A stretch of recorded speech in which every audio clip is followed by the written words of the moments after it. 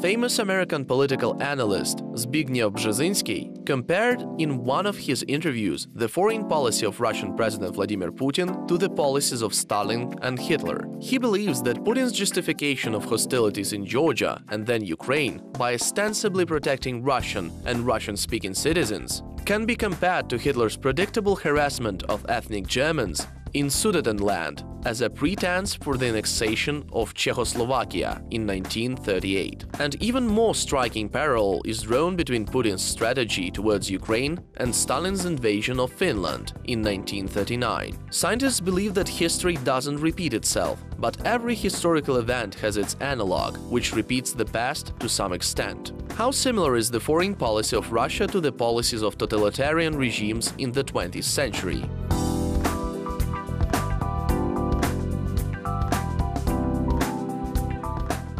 Both states had distinct totalitarian systems. Society became completely isolated from political life and was subordinated to cruel dictatorship. Only ideology and tactics differed. The strategic goal of both regimes was world domination. The communists operated on the idea of a worldwide revolution as some sort of continuation of the Russian Empire. The Germans sought to establish worldwide domination of the Aryan race. That implied the revival and expansion of the German Empire. The nature of both regimes was that they didn't hesitate to kill millions of people to achieve their goals. Both Nazis and communists gave ideological justification to massacre. The best proof of that would be the Holocaust organized by the Nazis and the Holodomor by the communists. The war that began after the revolution became one of the most horrifying genocides in the history of mankind. The genocide was aimed at Ukrainians who resisted the Soviet regime and sought to preserve their national identity.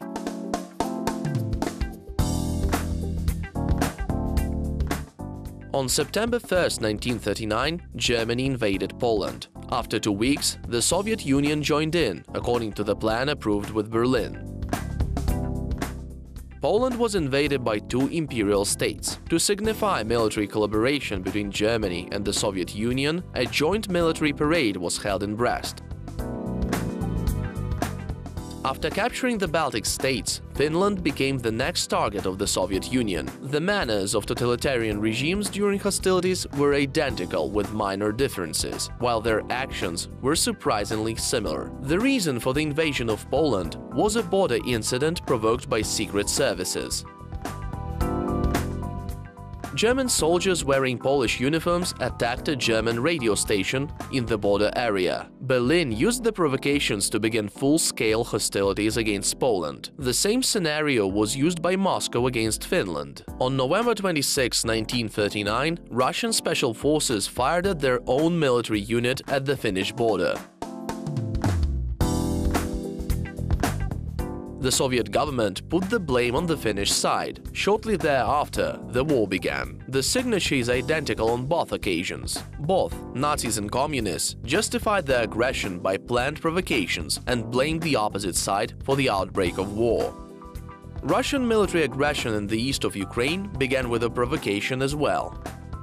Confrontation in the conflict-hit region began in the midst of April in 2014, when the seizure of administrative buildings and police stations was provoked by the reconnaissance and sabotage of armed forces of Russia. When Russian saboteurs seized a number of state institutions, security forces seized buildings in the towns of Horlivka, Kramatorsk, Slovyansk and Krasny Liman.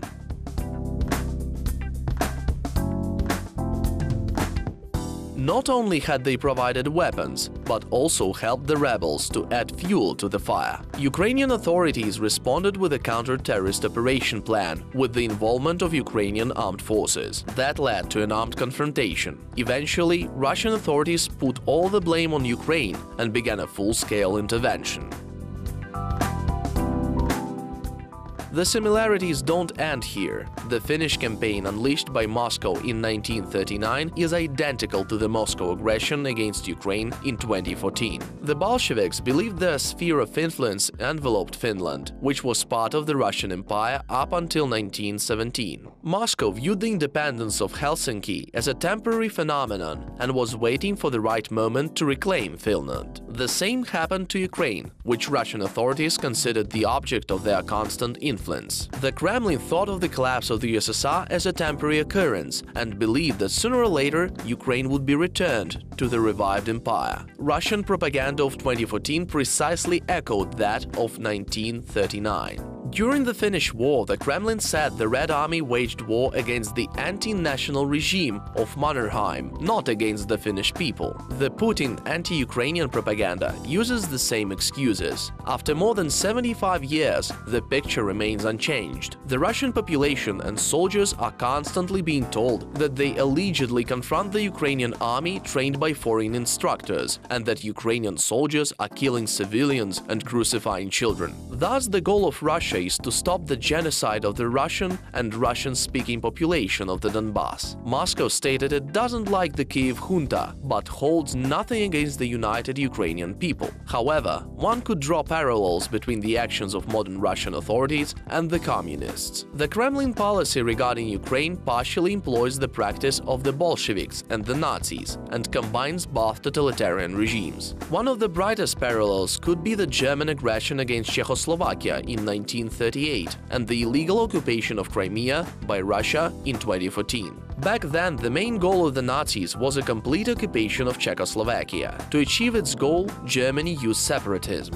Sudetenland was part of Czechoslovakia and was populated by ethnic Germans. Hitler said that he would not allow for violation of German rights by the Czechs. With that, Berlin helped fuel separatist moods in Sudetenland. The region was granted the widest autonomy within Czechoslovakia. Thus, the Germans could control the most important development lines of the region. The separatists rejected all those offers and demanded that the region join Germany. In September 1938, Nazi Germany occupied Sudetenland and eventually all of Czechoslovakia. The same happened to Crimea. Separatist moods orchestrated by Russia were renewed in Crimea during rallies in Kiev from December 2013 to February 2014. By that time, Russia had created a strong network of agents who were ready to escalate the situation at a moment's notice. On February 4, 2014, the Supreme Council of Crimea decided to consider the issue of amending its constitution and to ask Russia to guarantee the rights of the peninsula's inhabitants. In response, the Russian army began the illegal occupation of Crimea on February 20, 2014. The existing historical parallels and the examples provided above indicate the crimes of the Soviet communist regime are not inferior to those of the Nazis. Unlike Europe,